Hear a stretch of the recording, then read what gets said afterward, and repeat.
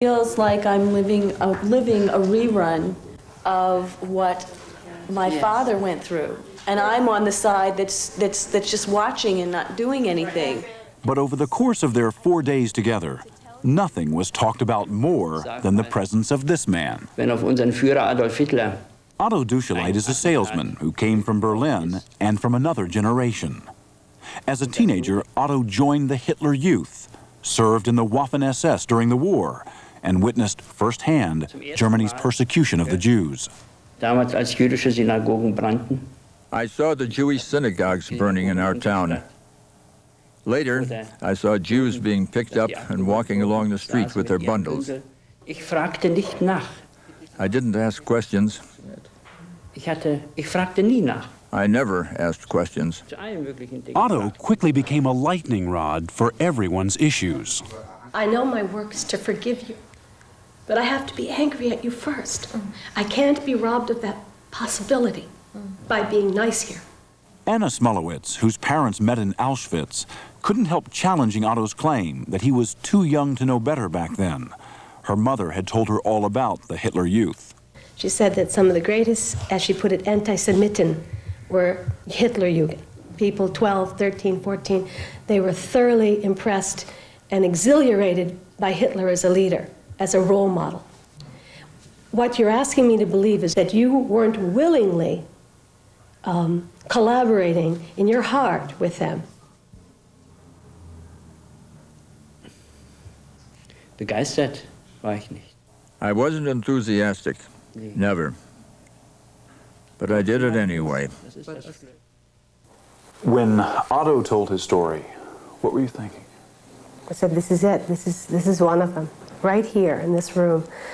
And I was amazed at how I reacted. I finally had my moment where I could just spit in his face, just say something for them, for the ghost spirits behind me going, kill him, for me, avenge me. What is it that you feel that you must personally answer for? Where is it that your guilt lies?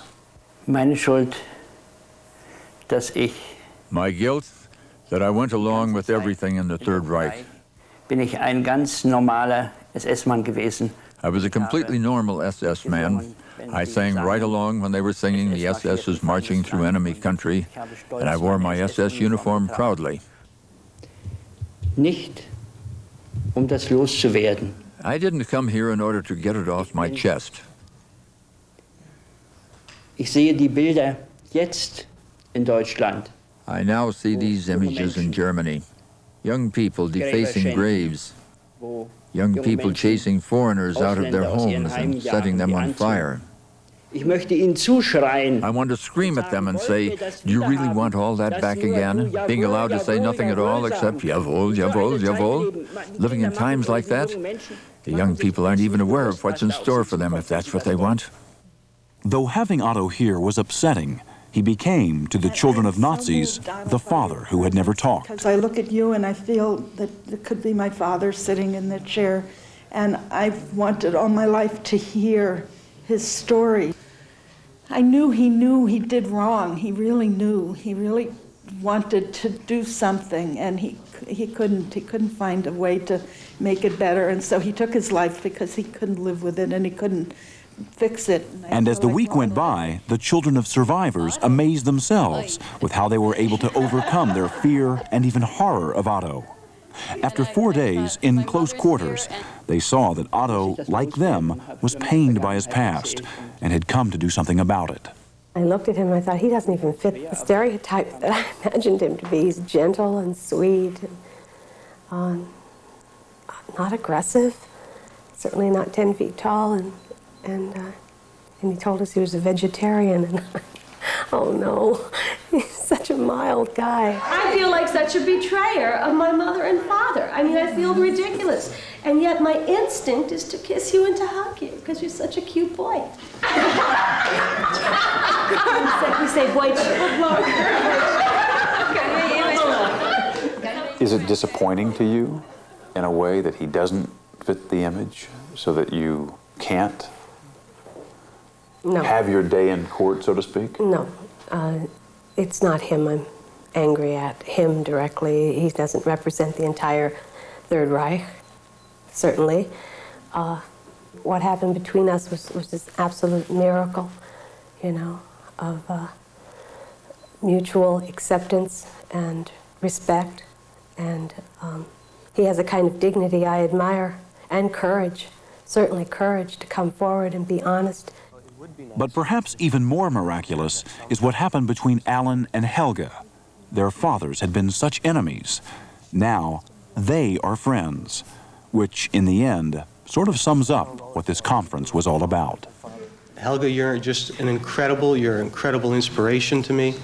I feel so close to you, I can't believe it, and that the daughter of someone who killed my relatives and I can get together. And when I look in her eyes, I don't see hate and I don't see a murderer. I see a victim. And I see somebody I love. And can I give you a hug? I think you are my brother. I lost a family, but I found a new brother. I see the ramifications for this is much bigger than these 4 days. We have a lot of work to do, and the children of Nazis and children of survivors can do it together as an example of the possibility of harmony and peacemaking. It's huge. Jane, you know, Anna's mother actually had the horrible task at Auschwitz of serving as a typist to Adolf Eichmann. Brought him his lunch at the gas chamber, was forced to do that, and later testified against him at his war crimes trial. I've been thinking as well about Helga, whose father was the Gestapo chief. How did her mother feel about Helga's coming to this conference? Well, Helga says it was just taboo to ever talk about this and what Helga's father had done during the war. So who knows how Helga's mother felt? They just never talked about it. One thing we should emphasize, Jane, is that this was really not about forgiving or forgetting what happened in the Holocaust. It was really about trying to lift the emotional burden and weight that the second generation feels. And many of them said when the conference was over that they literally felt a lightening of the load, as if a weight had come off their shoulders. That's what it was all about. All right, Stone, thanks. When we come back, an update on that standoff outside Waco, Texas, so stay with us.